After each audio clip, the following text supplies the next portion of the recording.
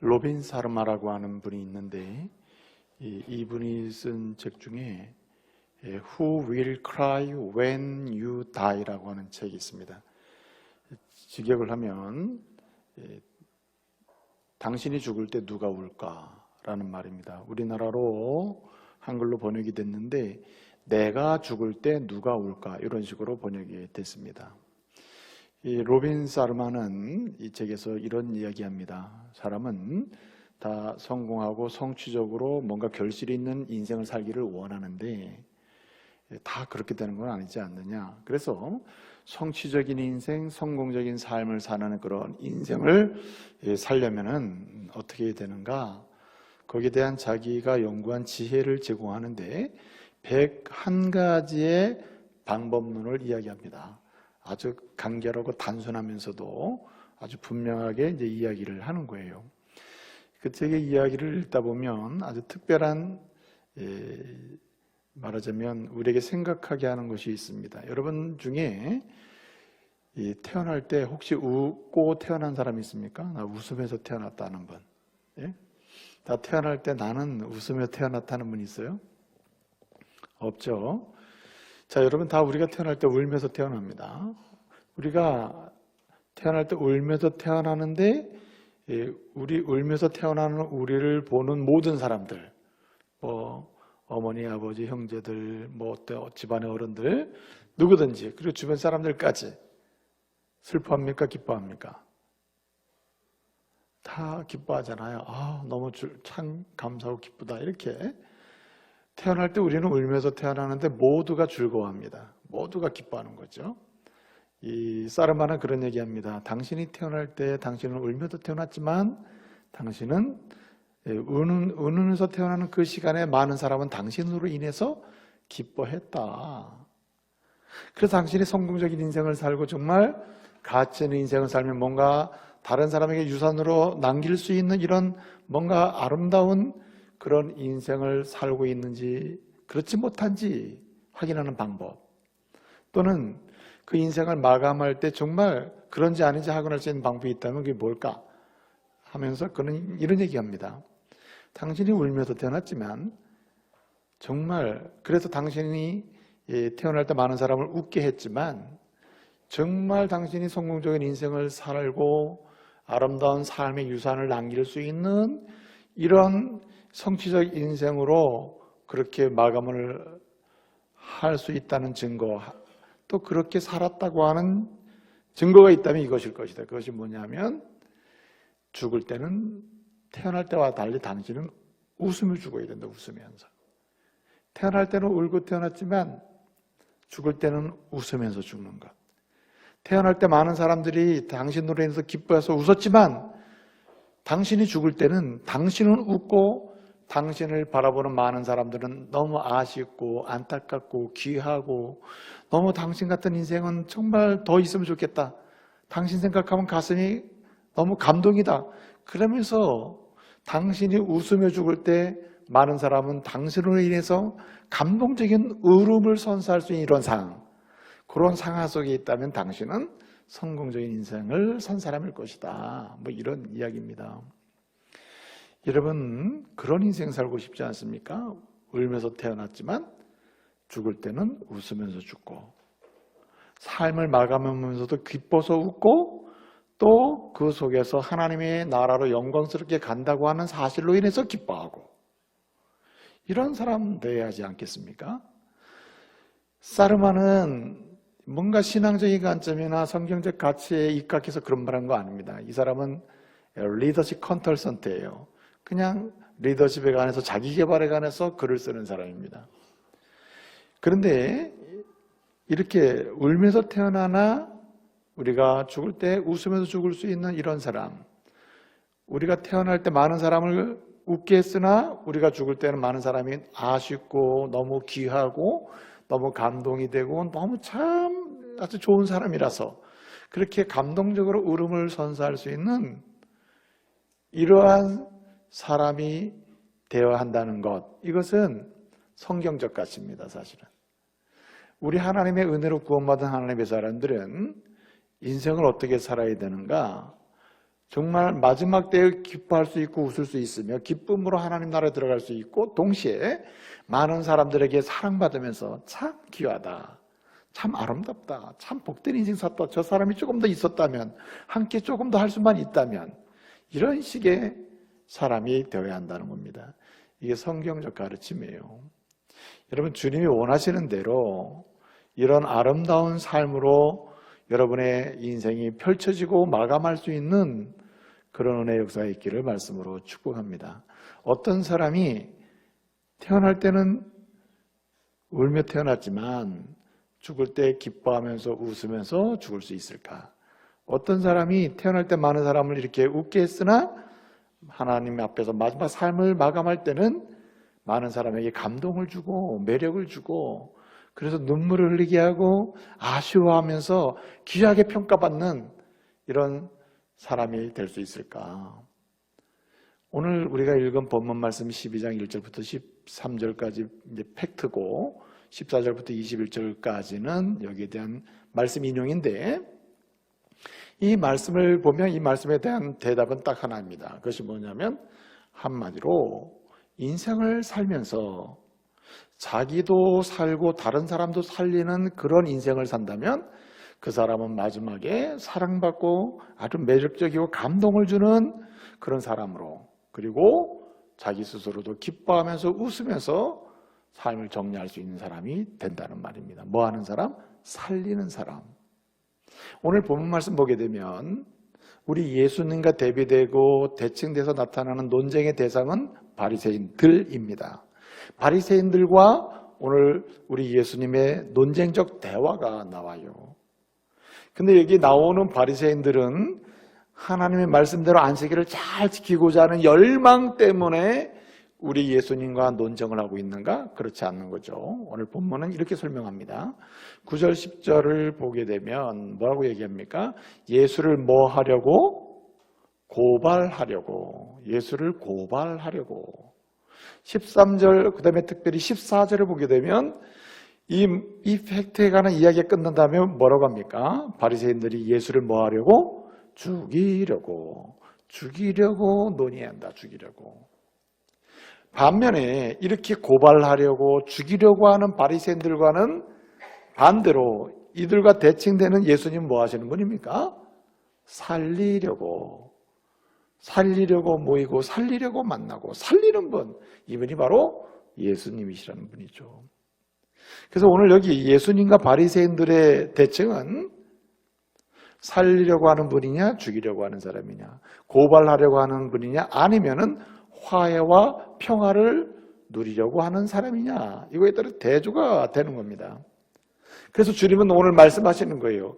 누구든지 울면서 태어난 인생인데 그럼에도 불구하고 마지막에 웃으면서 기뻐하면서 삶을 행복하게 마감하면서 기뻐하면서 하늘의 영광의 보좌를 바라보면서 하나님 나라가 들어갈 수 있는 사람, 삶을 마감할 때 많은 사람들에게 감동적인 울음을 주고 매력을 주고 정말 아쉬움과 뭔가 깊은 존경심과 사랑의 대상이 되는 이런 사람으로 남는 길은 살리는 사람으로 사는 것이다. 여러분, 지금까지 여러분의 삶의 여정의 궤적을 추적해 보면 여러분의 부류가 어느 쪽인지 좀 알 수 있죠. 여러분이 사용한 언어와 지금까지 관계 속에서 여러분들이 끊임없이 이야기했던 여러 가지 스토리가 있는데 여러분의 입을 통해 나온 스토리, 여러분의 삶을 통해서 나온 모든 언어들, 그리고 여러분의 몸짓들, 행동들, 그리고 여러분의 삶의 과정들이 사람을 죽이는 쪽이었습니까? 아니면 살리는 쪽이었습니까? 많은 사람을 축복하고자 논의하는 쪽이었습니까? 아니면 많은 사람을 힘들고 비판하고 정죄하는 쪽으로 그런 식으로 논의하고 이야기하는 사람이었습니까? 오늘 주님 말씀하십니다. 저와 여러분들이야말로 살리기 위하여, 축복하기 위하여, 그리고 하나님의 생명의 은혜를 누리도록 하기 위하여 논의하고 말하고 선언하고 움직이고 행동하고 그리고 갈망하고 열망하는 이런 삶을 살기를 주님은 기대하시는 줄 믿으시기를 바랍니다. 그래서 뭐 하는 사람입니까? 마지막에 웃을 수 있고 마지막에 행복하게 마감할 수 있고 많은 사람들에게 기쁨과 감격과 아쉬움과 사랑의 눈물을 흘리게 하는 이런 사람이 되어야 하는 것이죠. 바리새인처럼 끊임없이 고발하고 끊임없이 상소하고 끊임없이 투쟁하고 끊임없이 죽이려고 논의하고 끊임없이 모욕하고 끊임없이 상처 주는 이런 사람 돼서는 안 된다는 말입니다. 여러분, 살리는 인생을 삶으로써 아름답게 마감하고 아름답게 감동을 주고 그리고 영광스럽게 기뻐하면서 하나님 나라로 우리의 삶 마감하고 들어가는 이런 사람이 되려면 어떻게 해야 됩니까? 오늘 주님은 우리에게 말씀하시는 거예요. 나를 따르라 이 말이 한마디로. 예수를 따라가면 된다는 겁니다. 예수를 따라가. 오늘 예수님이 보여주잖아요. 살리는 건 이렇게 살리는 것이다. 모든 사람들이 죽이려고 의논하고 죽이는 일에 몰두하고 있는 이 세상이지만 살리는 인생이 돼야 한다. 살리는 인생. 예수를 따라가라. 왜 예수입니까? 왜 예수가 답입니까? 예수가. Why Jesus? 왜 예수냐고. 네? 왜 예수를 따라가면은 이런 살리는 인생을 살게 되고 그래서 결국은 매력적이고 감동적인 삶을 마감하고 이제 영광스럽고 기뻐하면서 우리의 삶을 정리하고 하나님 나라로 갈 수 있는 사람이 되느냐? 왜 예수냐? 오늘 12장 8절에 답을 줍니다. 왜 예수냐? 왜 예수를 따라가야 되느냐? 왜 예수가 답이냐? 그 이유는 예수가 안식일의 뭐예요? 주인이기 때문이다. 예수가 안식일의 주인이다. 여러분 오늘 본문 보게 되면 1절부터 13절까지가 이제 스토리의 팩트인데 이 이야기를 보면 두 개의 스토리가 나와요. 1절부터 7절까지가 하나의 스토리고 9절부터 13절까지 또 두 번째 스토리가 나옵니다. 1절부터 7절까지 나오는 스토리는 1절에 예수께서 안식일에 밀밭 사이로 지나가실세 제자들이 그 밀을 어떻게 해요? 밀을 먹었다. 이게 이제 핵심이고 이러한 모습을 본 바리새인들이 뭐라고 얘기합니까? 왜 당신의 제자들은 하지 말아야 될 일을 합니까?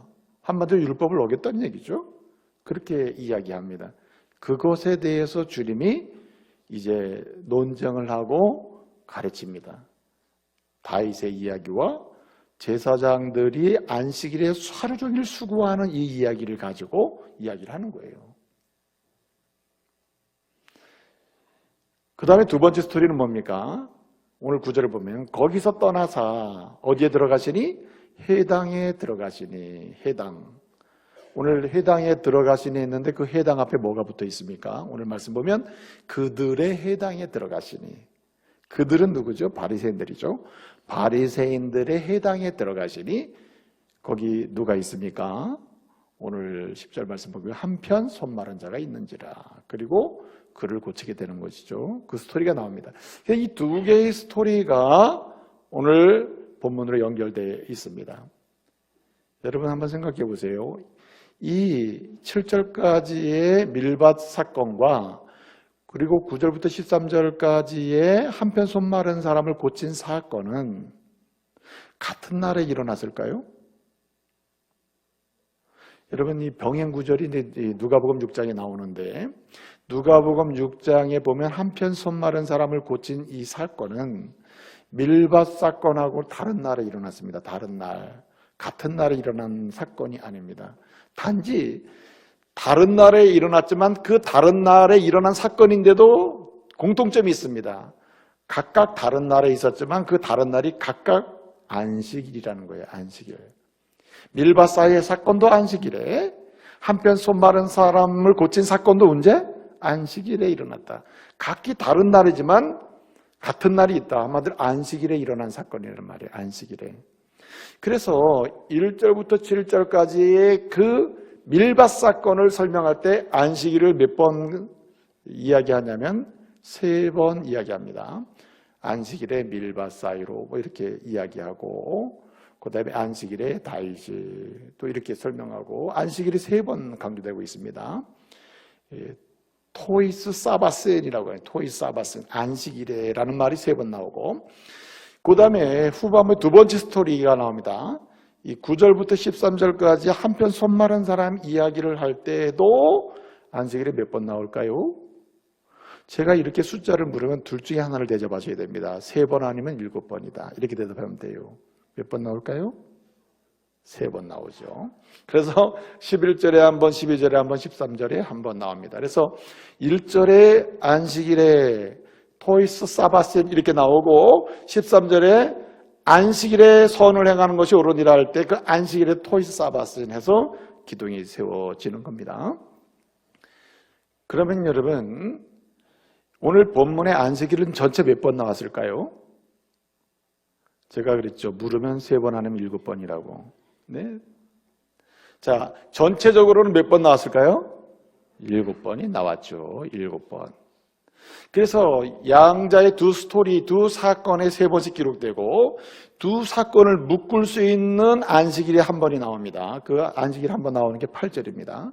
8절을 보게 되면 인자는 안식일에 뭐라고요?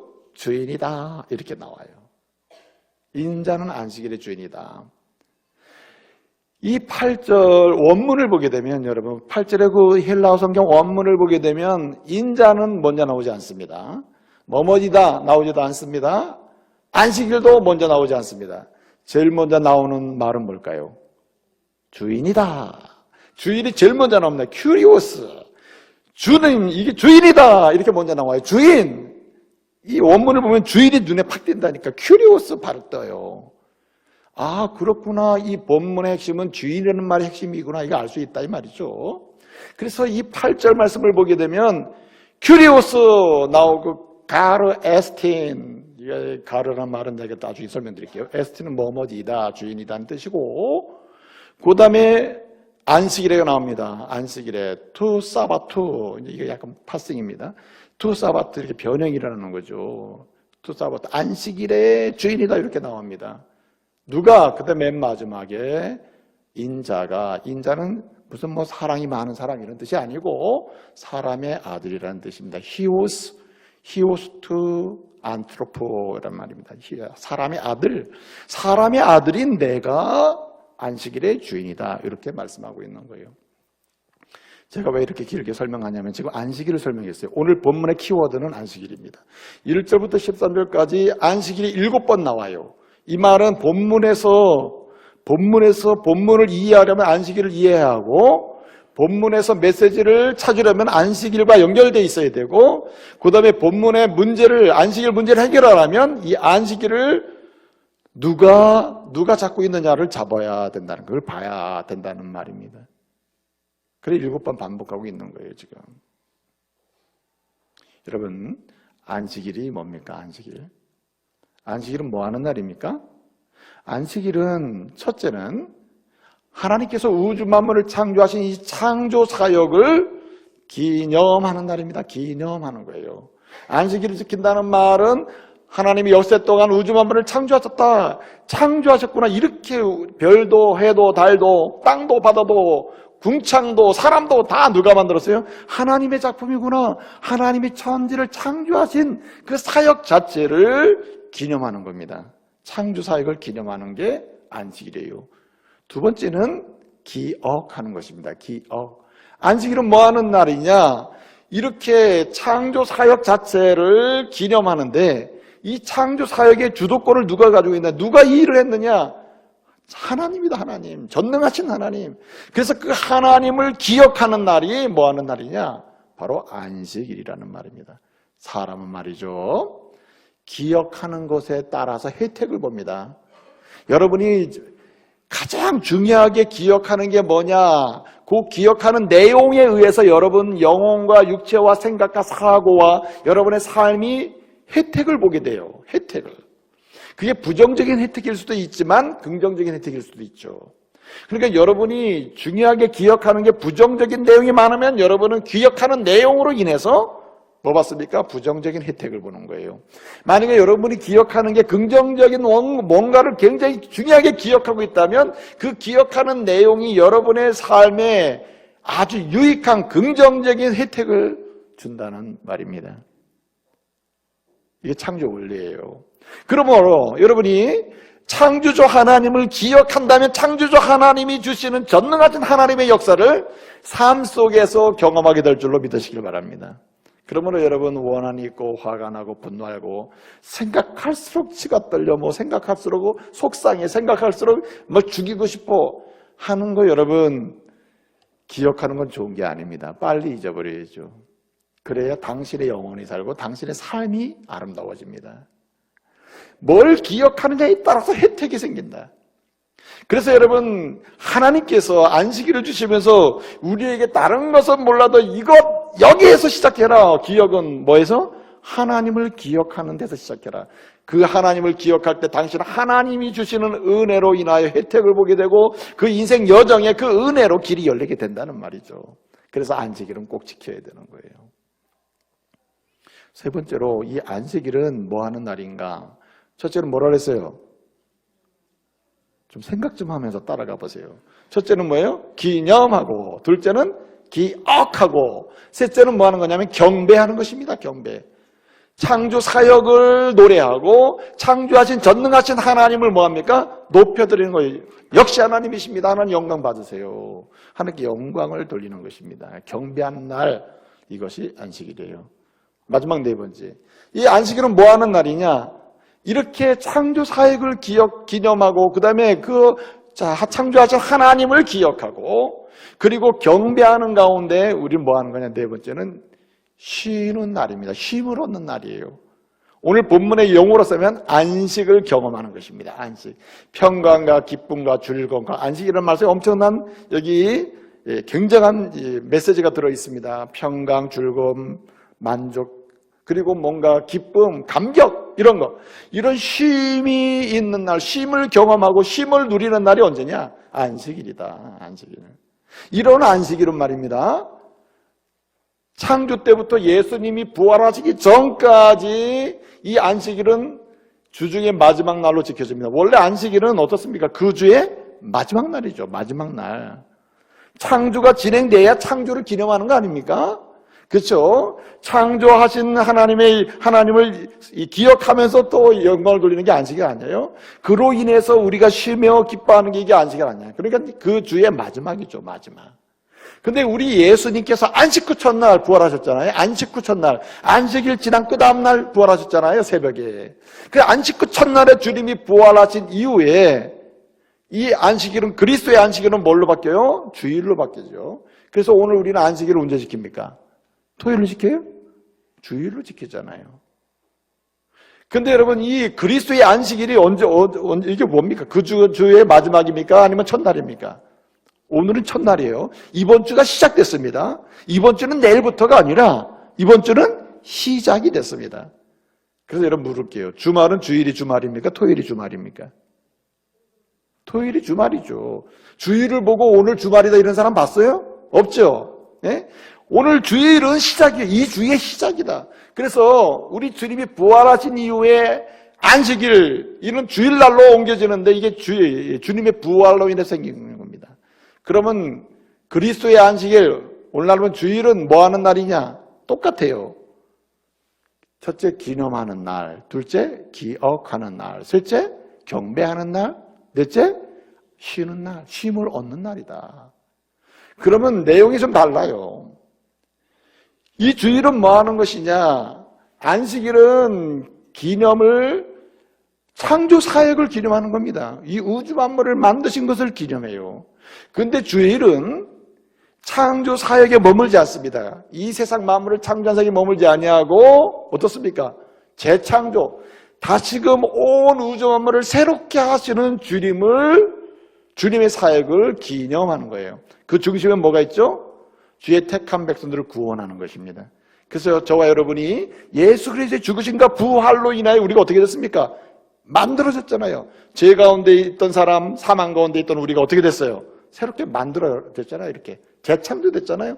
여러분, 저와 여러분이 예수를 믿고 재창조된 줄 믿으시길 바랍니다. 새롭게 만들어진 사람이 우리가. 그렇기 때문에 주님의 이런 재창조 사역, 부활로 인하여 새롭게 만드신 이 엄청난 역사를 뭐 하는 거예요? 기념하는 것입니다. 그리고 두 번째는 이렇게 하신 예수 그리스도를 그 부활하심을 어떻게 축하하고 그 주님을 기억하면서 그 은혜를 누리는 거예요. 그리고 뭐합니까? 예배를 드리는 거죠. 그래서 여러분 하나님의 은혜를 찬양하면서 그 은혜의 중심 사역이신 예수 그리스도를 높여드리는 겁니다. 주님만 높여드리는 거죠. 그리고 마지막은 뭡니까? 그 가운데 성령을 통하여 우리는 위로를 받는 것입니다. 그래서 여러분 주일을 쉰다는 말은 노동 자체만 쉰다는 의미가 아니에요. 여러분 오늘 예수님이 이렇게 말합니다. 바리새인들이 아니 왜 안식일을 어깁니까? 왜 일합니까? 당신의 제자들은 밀밭 사이를 다니면서 이거 뜯어 먹었는데 이건 노동한 겁니다. 그러니까 안식일을 어긴 겁니다. 이렇게 얘기한단 말이에요.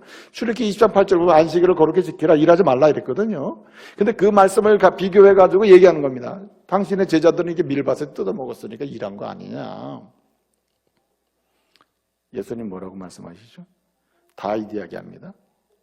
그 다음에 두 번째 정말 중요한 얘기예요. 민수기 28장 보게 되면 뭐라고 합니까? 우리 하나님께서 이게 성막을 져주시고 뭐라고 해요?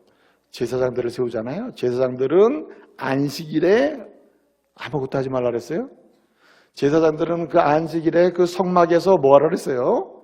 제사도 드리고 예배도 드리고 할 일이 태산 같아. 주일에 더 바빠 한마디로 안식일에. 그러면은 이 제사장들은 하루 종일 일했는데 그러면 안식일을 어긴 겁니까? 어기지 않은 겁니까? 이렇게 지금 묻는다고 주님이. 여러분 주일날 누가 제일 일을 많이 할 것 같아요? 김미열 목사가 제일 많이 해요 우리 교회에서. 왜 그러냐? 나는 5시에서 5시 반이면 출근한다고 주일날. 예, 출근해요. 그래서 이제 말씀을 묵상하고 있다가 7시 반 예배를 인도해요. 9시 예배를 인도해요. 11시 예배를 인도해요. 2시 예배 설교를 해요. 그 다음에 또 뭐 상담을 하고 또 뭐 하고 끊임없이 사람을 만나야 돼요. 예? 그리고 저녁 예배 인도하고 마지막에 총정리하는 걸 보고 내 퇴근한다고 제일 늦게. 그러면 내 안식일을 어긴 거요? 아니면은 안식일을 잘 지킨 거요? 예?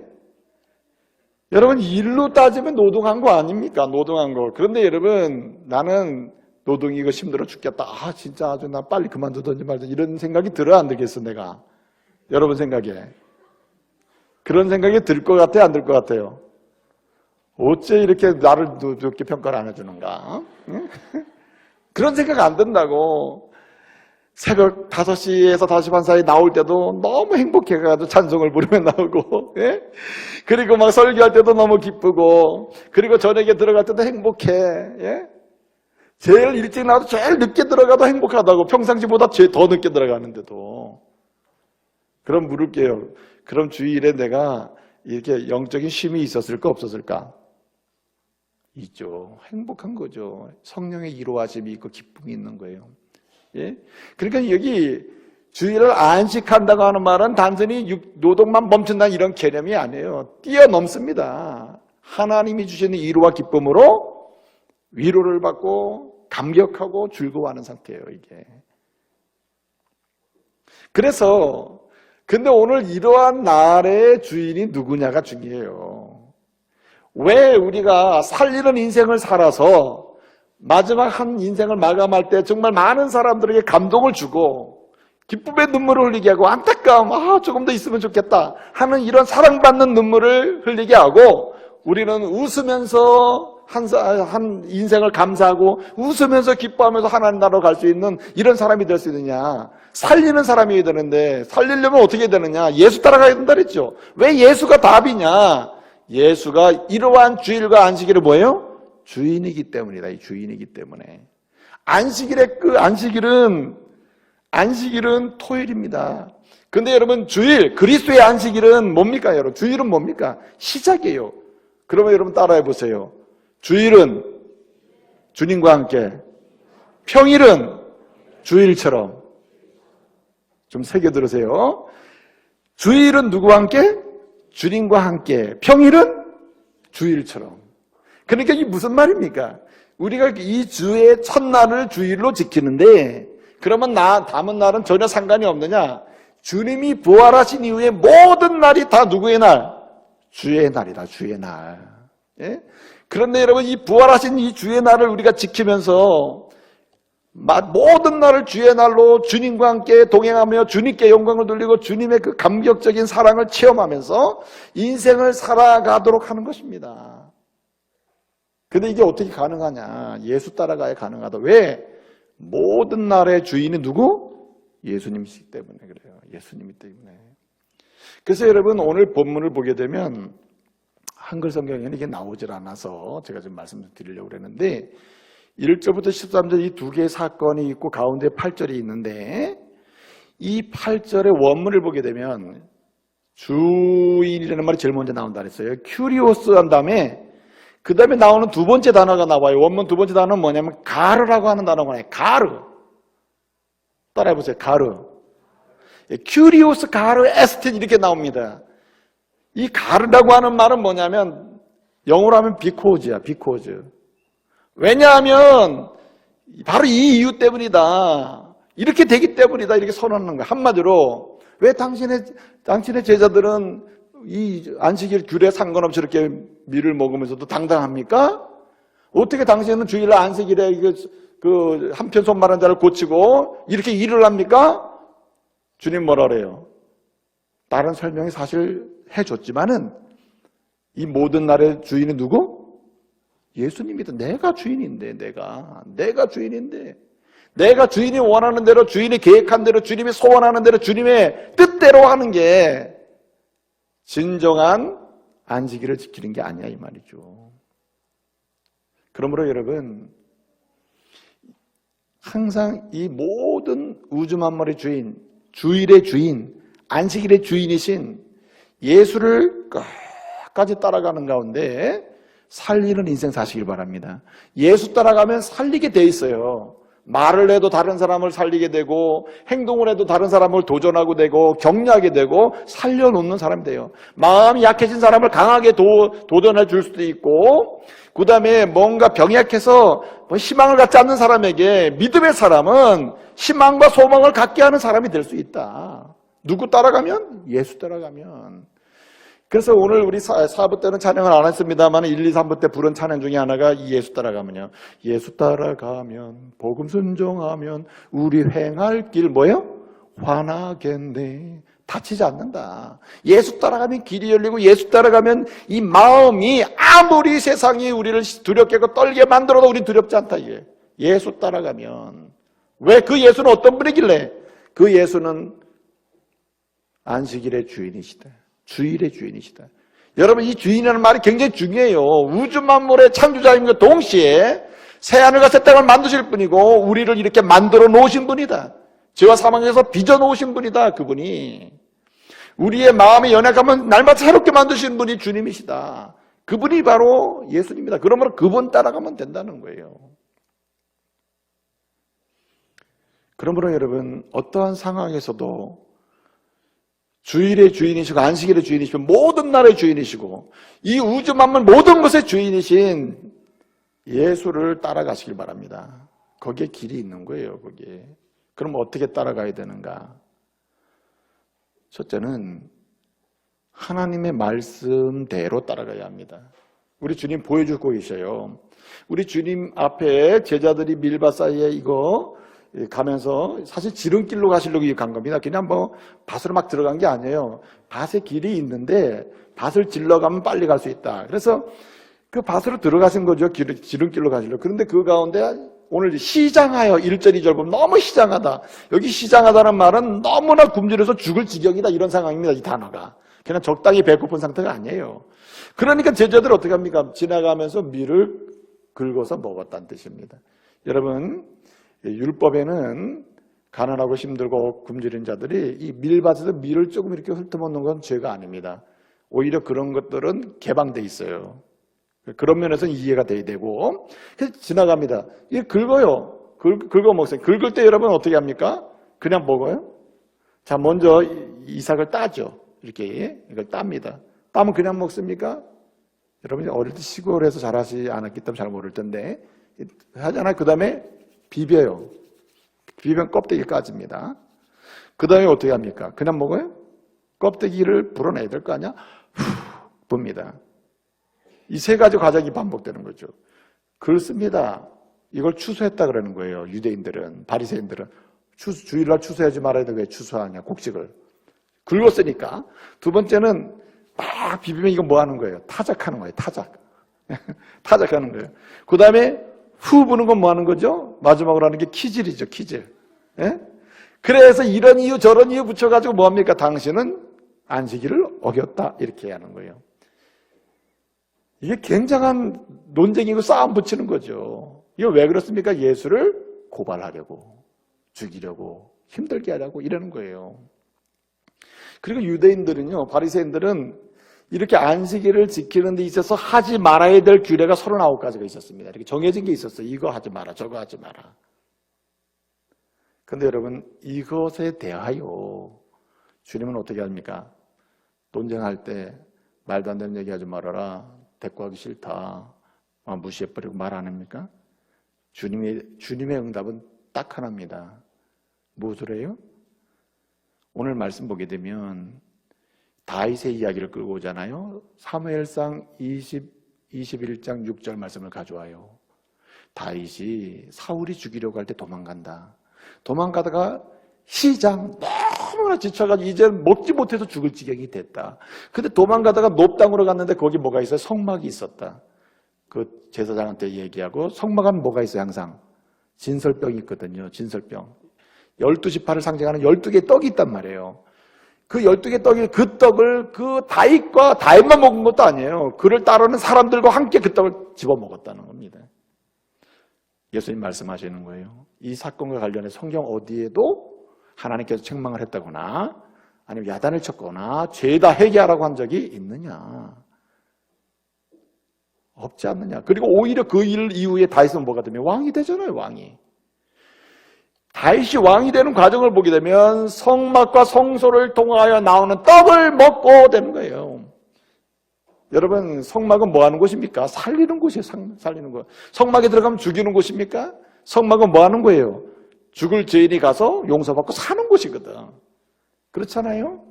그래서 주님이 말씀으로 하는 거예요. 말씀으로. 똑같은 말씀으로. 여러분 또 뭐라 합니까? 이렇게 얘기하죠. 그러면 하루 종일 성전에서 일하는 제사장들은 안식일에 더 많이 일어나는데, 민수기 28장 9절 10절을 보면 안식일에 일하라 이렇게 돼 있거든요. 제사장한테. 그럼 그 사람들도 위반하는 거냐? 대답은 뭡니까? 아닙니다. 지금도 안식일에 일하는데 바리새인들도 그렇게 얘기할 수밖에 없지 않습니까? 그렇죠? 그런데 주님이 그 대답을 어떻게 끌어냅니까? 제사장들 얘기를 끌어다가 하잖아요. 민수기 28장 말씀을 가지고 얘기한다고요. 마지막 한 말씀을 더 씁니다. 하나님이 뭘 원하시냐? 하나님 말씀이 뭔지 아느냐? 호세아 6장 6절 말씀을 사용해서 오늘 7절에 이렇게 얘기합니다. 나는 자비를 원하고 원하지 않아요? 제사를 원치 아니하노라 하신 그 말씀의 뜻을 너희가 모르기 때문에 이런 우리에 대해서 막 비판하고 비난하는 것이다. 이렇게 얘기하는 거예요. 자, 다 무엇으로 말씀하셨죠? 말씀으로. 여러분, 말씀을 들을 때는 죽이려고 하는 자, 막 고소하라고 하는 자도 말씀 속으로 들어가면 언젠가는 말씀의 영향력을 받게 되어 있습니다. 그리고 당사자는 아니라 주변에 있는 모든 사람도 이 말씀을 듣는 가운데 어떻습니까? 치유가 일어나요. 치유가.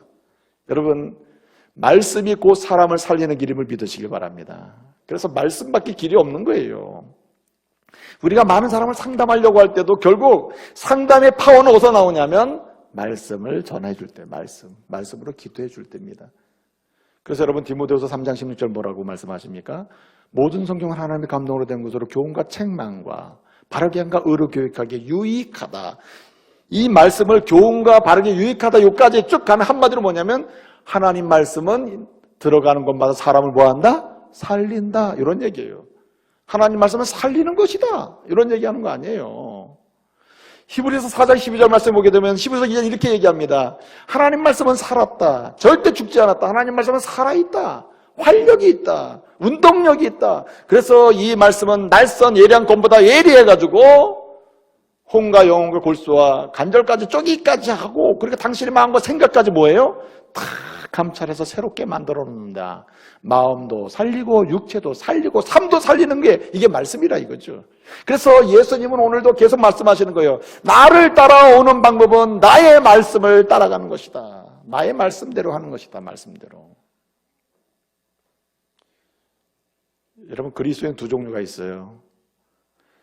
예수를 믿는 사람임에도 불구하고 말씀을 따라간다고 하면서도 죽이는 사람이 있고, 어떤 사람은 진짜 살리는 사람이 있는데, 차이가 뭐냐면 하나님 말씀을 나한테 맞추려고 하는 사람이 있고, 하나님 말씀에 나를 맞추는 사람이 있다는 거예요. 하나님 말씀을 나에게 맞춰서 해보려고 하는 사람이 있어요. 이 사람도 말을 하기를 나는 말씀 따라간다고 해요. 근데 어떤 사람은 자기 자신을 하나님 말씀에 맞추는 겁니다. 하나님 말씀에 비춰보니까 내가 안 맞으면 내 자신을 뜯어 고쳐서 맞추는 거예요. 근데 여러분, 진짜 살리는 사람은 누군가? 내 자신을 누구에게 맞추는 사람? 말씀에 맞추는 사람이다. 여러분, 하나님 말씀을 나에게 맞춰서 가는 사람이 뭐가 되냐? 2단도 되고 3단도 되는 것입니다. 예? 베드로후서 1장 10절에 보면은 왜 2단이 나오고 잘못된 사람이 나오느냐? 하나님 말씀을 자기에게 맞춰서 사사로이 풀기 때문이다. 베드로후서 3장 16절 말씀 보게 되면 하나님 말씀을 자기에게 맞추려고 하는 사람은 왜냐면 억지로 풉니다. 억지로. 그래서 뭐가 일어납니까? 왜곡시키고 오염시키는 거죠. 그래서 사람을 죽이죠. 저는 이단들을 보면 항상 그런 생각을 해요. 이단들이 이제 많이 얘기하잖아요. 그럼 제가 이만희, 신천지 이만희, 하나님의 교회 장길자 다 믿어야 된다는 거 아닙니까? 그게 교리다. 그쪽 사람이 아주 목자다. 뭐 별 얘기 다 하잖아요. 그래서 내가 다 들어줍니다. 다 들어주고 마지막 꼭 내가 물어요. 내가 성경에 이만이라는 이름이 단 한 번만 나와도 내가 믿겠다. 장길자라는 이름이 성경에 단 한 번만 나와줘도 내가 믿겠다고. 근데 디모데는 나와도 장길자는 안 나온다고. 요한은 나와도 이만희는 안 나와. 한마디도 안 나오는 사람을 내가 어떻게 믿냐고. 내가 아무리 무식하다고 쳐도 안 된다고. 믿음은 성경에 나와 있는 분을 믿는 거라고. 아멘? 그렇잖아요. 이게 진리 아닙니까? 문선명 이름이 한 번만 나와서 내가 왜 안 믿겠냐고. 믿죠. 그러나 여러분, 믿을 수 없는 말씀을 자기에게 맞추는 사람은 나오지 않는 이름을 믿으러 가지만 말씀에 자기를 맞추는 사람은 오직 성경대로 가는 거예요. 성경대로. 그래서 예수 따라가는 거죠. 그래서 여러분, 말씀에 자기를 맞춰서 말씀대로 가는 사람이 왜 다른 사람을 살리게 되는가? 여러분, 그런 사람들은 성경 말씀 굉장히 사랑해요. 시편 기자를 보게 되면 시편 119편 97절에 보게 되면 주여 내가 주의 말씀을 어찌 그리 사랑하는지요. 내가 종일토록 주의 말씀 뭐 한다 그랬어요? 묵상하나이다. 이 말은 뭐냐면 애티튜드가 형성되어 있다는 말이에요. 말씀에 대한 태도가 명료하다. 나는 내 자신에게 말씀을 뭔가 맞추고 여기도 맞추고 이런 사람이 아니라 내 인생 자체를 말씀에 맞춰놨다. 그 틀리면 문제 고치면 되는 거고 이렇게 간다는 거죠. 그러니까 나도 살고 내가 사니까 말씀을 통해 당신도 살 수 있는 거죠. 옆 사람도 살고. 내가 말씀으로 살면 옆에 사람도 사는 거예요. 내가 말씀에 살면 내 아내도 내 남편도 사는 거죠. 내 자녀도 사는 것입니다. 그래서 시편 기자인 다윗은 고백해요. 시편 19편 8절에서 10절까지 쭉 보면 요점이 뭐냐면 이런 겁니다. 핵심이 내가 얼마나 주의 말씀을 사랑하는가. 금, 곧 순금보다 많은 순금보다 말씀을 더 사모하며 그 말씀이 송이꿀보다 더 달도다. 이 정도 되면 자기도 살고 다른 사람 살리는 거죠. 여러분에게 이런 맛을 보는 은혜가 있기를 바랍니다. 자기도 살고 다른 사람 살리는 거죠. 여러분, 요즘에 최근 나온 책 중에 마셜 골드 스미스라고 하는 사람하고 마크 라이테라는 사람이 쓴 책이 있어요. 두 분이 공저자인데 타이거라고 하는 책이 있습니다. 타이거. 이 타이거라는 거는 이제 뭘 의미하냐면 한 사람의 생각과 마음을 움직이도록 또는 행동이 나오도록 하는 어떤 심리적 자극 상태를 가리키는 거예요. 자극해 주는 거를 가리켜 타이거라고 그래요. 자극해 주는 거, 움직이게, 마음 막 움직이게 만드는 타이거가 있다. 그래서 당신을 움직이게 하는 그 타이거가 어떤 것이냐에 따라서 달라진다, 사람이. 이제 뭐 그런 이야기가 쭉 나옵니다.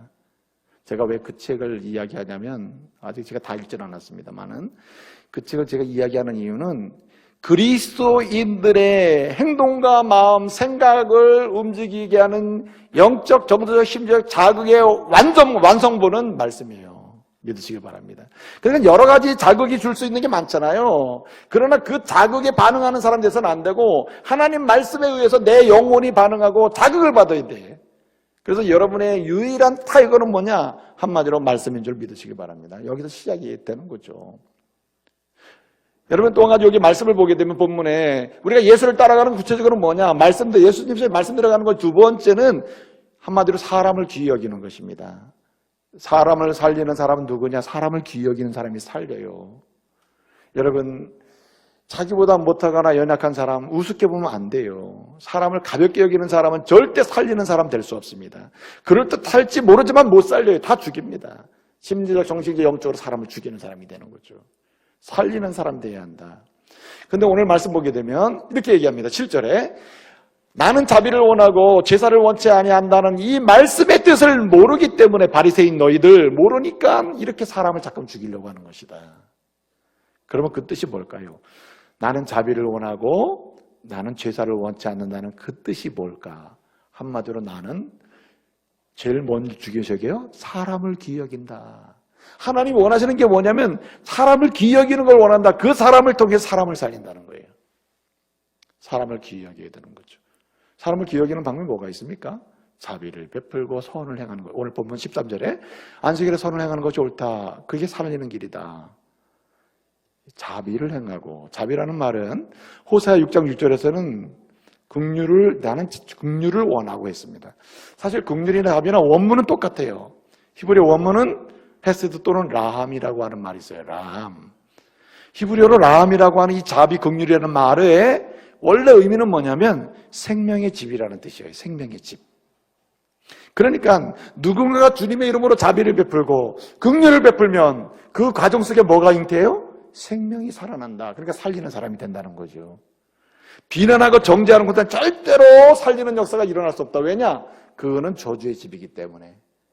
그래서 이 라함이라고 하는 말은 이 생식기관으로 얘기하면 자궁이라는 뜻입니다. 본래 자궁. 생명의 집이 아니에요. 생명의 집. 이것이 자비라는 말로 오는 거예요. 긍휼이라는 말로 오고.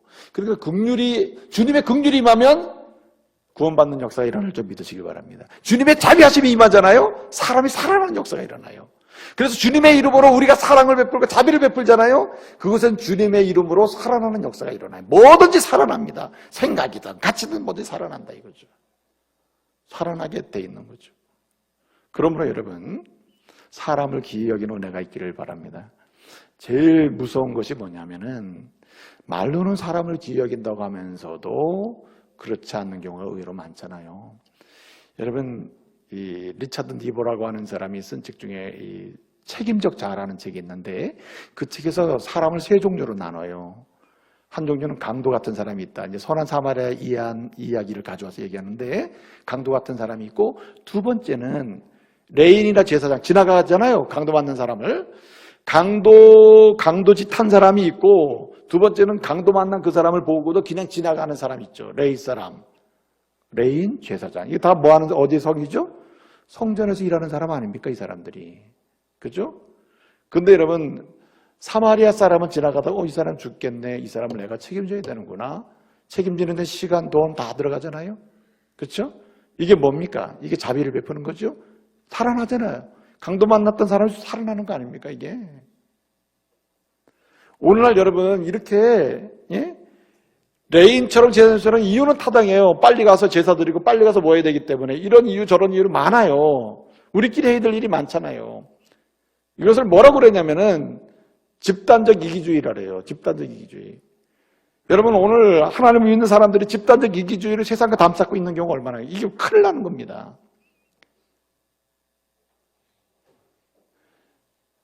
질리어 테트라고 하는 사람이 쓴 책인데 아주 제가 감동적으로 읽었는데 좀 도전을 받았습니다. 그 책 제목이 뭐냐면 사일로 이펙트라는 책이 있어요. 사일로 이펙트. 이 사일로라고 하는 말은 한마디로 기업으로 말하면 부처 이기주의예요. 우리 부서 저 부서 알려줄 거 알려줘. 우린 딱 감싸고 있어. 니네 잘해봐. 우리끼리 잘할 거야. 그럼 둘 다 망하는 거죠. 우리는 잘 돼 저게 안 되면 이 회사가 망하는 게 다 안다는 거 아닙니까? 이걸 사일로. 또는 구조적인 면에서 조직적인 면에서 이런 사일로가 존재하고 심리적으로 정신적으로 가치관으로 사일로가 존재한다. 이런 사일로 때문에 부정적인 효과가 나타나서 망하게 되는 것입니다. 여러분 이런 말을 했어요. 진료하시는 사람이. 똑똑한 바보. 똑똑한 바보. 이게 조롱당하는 말입니다. 똑똑한 바보라. 모든 똑똑하고 아는 것도 많고 대단한 신앙을 가진 사람인데도 이 사람들이 뭐냐? 결국 그 사람들 때문에 망하는 것입니다. 오늘날 믿음의 사람들이 사일로의 효과 때문에 망하면 안 되는 거예요. 여러분 오늘날 우리 제사장처럼 레인처럼 아주 거룩하고 나 자신은 잘 가꾸고 있지만 세상 사람들 담쌓고 있을 수 있잖아요. 뭐 해야 됩니까? 사랑하고 자비를 베풀고 사람을 귀히 여겨야 된다. 오늘 이제 말씀을 마치도록 하겠습니다. 여러분 예수 따라가는 마지막 방법이 있다면 그 방법은 영혼을 구원하는 것입니다. 오늘 말씀에서 우리 주님이 만약에 안식일에 양 한 마리가 구덩이에 빠졌다면 어떻게 하겠느냐? 바리새인들 다 건져내죠. 다 건져냅니다. 왜냐? 살려야 되니까. 그럼 죽으니까. 그러면서 주님이 이 말씀을 하시는데 이 말씀의 포인트는 어디 있습니까? 사람이 양보다 얼마나 더 귀하냐 그랬잖아요. 이 말은 뭡니까? 사람하고 양하고 이 개념은 하나님의 형상을 닮은 사람하고 하나님이 그냥 흙으로 지은 동물을 지은 동물하고는 비교가 안 된다는 뜻이에요. 이게 무슨 얘기입니까? 궁극적으로 예수 따라가며 살리는 사람이 될 수 있는 방법은 동물 사랑하는 게 아니라 동물을 사랑하는 걸 뛰어넘어서 영혼을 사랑해야 된다고. 그런 근본적으로 살리는 사람이 된다는 말입니다. 여러분 요한복음 3장 16절 말씀 하나님 왜 이 세상을 사랑하는 주님을 보내셨습니까? 그 동물 사랑하듯이 우리 사랑하기 위해서? 아닙니다. 우리 영혼을 구원하시기 위하여. 그렇죠? 그래서 결국은 마지막에 웃고 갈 수 있는 겁니다. 이 세상을 마감할 때도 천국의 보좌를 보면서 웃고 가는 거죠. 저는 임종을 많이 지킨다 그랬죠. 항상 이렇게 극명하게 대조가 되는 현상을 너무 자주 경험해요. 마지막에 교회는 나오셨는데 마지막에 그렇게 복음을 같이 얘기하고 마지막에 우리 하나님 나라 가는 거지. 우리의 삶이 굉장히 중요한 하나님의 은혜인데 이게 믿지를 않는 거예요. 믿지를. 교회를 그렇게 나오셨는데도 복음을 영접하지 않아요. 마지막까지 더 살고 싶다 이거예요. 더 금방 의사는 이제 곧 죽어 돌아가실 겁니다 했는데도 더 살고 싶대. 이게 기막힌 거 아닙니까? 근데 여러분 정말 영혼 구원 살리는 인생을 산 사람의 공통점이 뭡니까? 어느 시점이 딱 되면요 하늘의 보좌를 보는 은혜를 받아요. 천국을 바라보니까 죽고 싶지 않아요? 죽고 싶지. 하나님 부르시면 가는 거죠.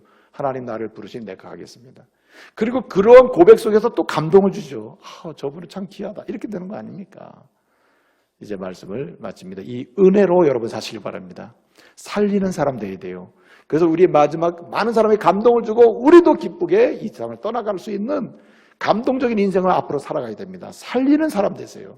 살리는 방법은 예수 따라가는 겁니다. 모든 것의 주인, 모든 주일의 주인, 주의 날의 주인, 우주 만물의 주인, 내 생명의 주인이신 예수를 따라가면 됩니다. 예수님처럼 그 말씀대로 예수님처럼 사람을 귀히 여기며 예수님처럼 그 영혼의 궁극적인 관심을 가지고 갈 때에 우리는 살리는 인생 살 줄로 믿습니다. 기도.